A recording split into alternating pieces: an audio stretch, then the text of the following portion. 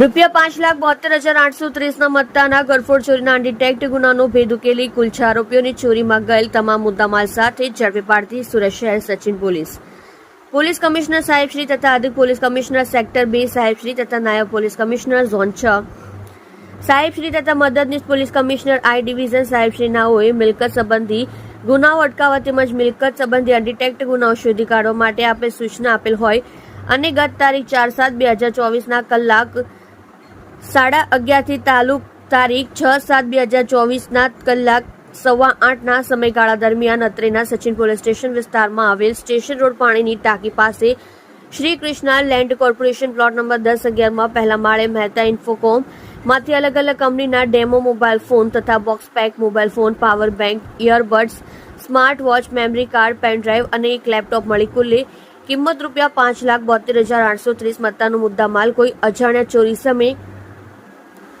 દુકાનમાં બીજા માળે આવેલ ગોડાઉનની પાછળનું શટલ ઊંચું કરી દુકાનમાં પ્રવેશ કરી ચોરી કરી લઈ જતા અત્રેના પોલીસ સ્ટેશન ગરફોડ ચોરીનો એ પાર્ટ ગુના નંબર 2024 સન 2023 કલમ 305A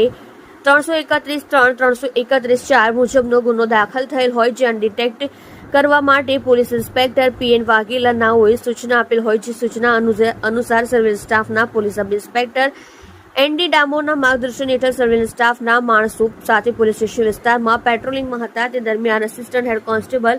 ઇન્દ્રજીતસિંહ, અમરસિંહ વનાર તથા પોલીસ કોન્સ્ટેબલ દશરથભાઈ માવજીભાઈ નાઓને સંયુક્ત બાતમી મળેલ કે 6 ઇસમોએ એક થેલામાં શંકાસ્પદ ચીજ વસ્તુઓ લઈને સગેવગે કરવાની તૈયારી સાથે સચિન દૂરદર્શન ટાવર પાસે ઉભેલ છે જે બાતમી આધારે શકદારો સુનિલ માંતુ નીનામા તથા બહાદુર ઉર્ફે બાલુ રાવજીભાઈ કઠારા તથા મનોહરલાલ ઉર્ફે મેંડુ તારાચંદ મેડા તથા રમેશ ઉર્ફે સુનિલ નરુ નીનામા તથા વિનોદ પુંજરલાલ નીનામા, મુકેશ લાલસિંહ ગણાવા નાઓને પકડી પાડી તેઓ પાસેથી અલગ અલગ કંપનીના ડેમો મોબાઈલ ફોન તથા બોક્સ અને pack mobile phone, power bank, earbuds, smart watch, memory card, pen drive અને એક લેપટોપ જેની કિંમત ₹4,82,830 તથા રોકડા ₹90,000 તથા પકડાયેલ તમામ ઇસમોની અંગ ઝડતીમાંથી મળી આવેલ જુદી જુદી કંપનીઓના મોબાઈલ ફોન નંગ 6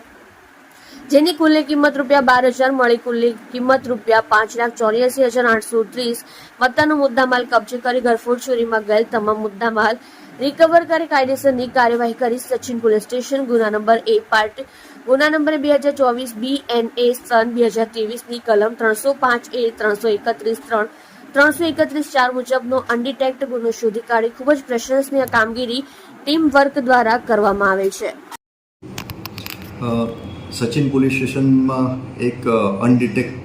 હાઉસ બ્રેકિંગનો ક્રિમિનલ કેસ દાખલ થયેલો હતો. તેમાં વિગત એવી છે કે સચિન પોલીસ સ્ટેશન વિસ્તારમાં સચિન સ્ટેશન રોડ ઉપર એક કોમર્શિયલ કોમ્પ્લેક્સ આવેલું છે. એમાં મહેતા ઇન્ફોકોમ નામની એક શોપ આવેલી છે. એ શોપમાં કેટલાક આરોપીઓએ શટર ઊંચું કરી અને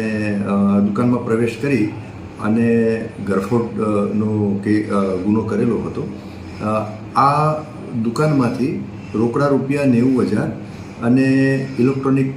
ઇક્વિપમેન્ટ્સ એટલે કે mobile phone, power bank, earbuds, smart watch, laptop, memory card અને પેન ડ્રાઈવ મળી અને કુલ ₹5,72,830 રૂપિયાની કિંમતનો મુદ્દામાલ ચોરી કરીને લઈ ગયેલા હતા. ગુનો દાખલ થયો એ વખતે અનડિટેક હતો. સ્થાનિક પોલીસ સ્ટેશને આ બાબતમાં મહેનત કરી અને હ્યુમન ઇન્ટેલિજન્સ અને ટેકનિકલ સર્વેલન્સની મદદથી આ ગુનો ડિટેક્ટ કરેલો છે અને આ ગુનામાં ટોટલ 5 આરોપીઓ મળી આવેલ છે અને આ 5 આરોપીઓની એકત્રિત થયેલ પુરાવા આધારે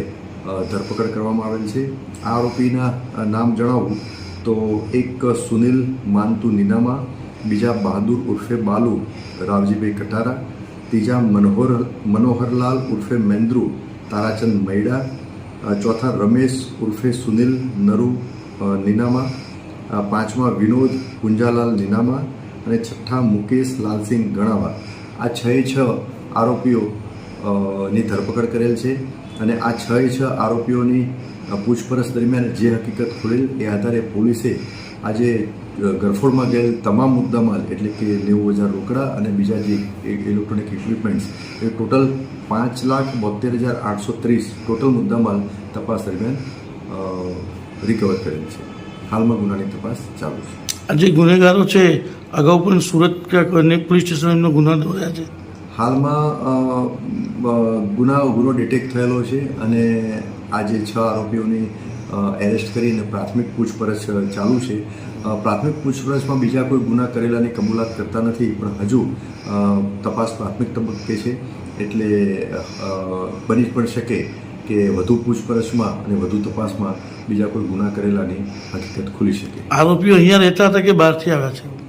આરોપીઓ સુરતમાં રહેતા હતા. મૂળ એ રાજસ્થાન તરફના છે, પણ સુરતમાં રહેતા હતા અને છૂટક મજૂરીનું અને એનું કામ કરતા હતા.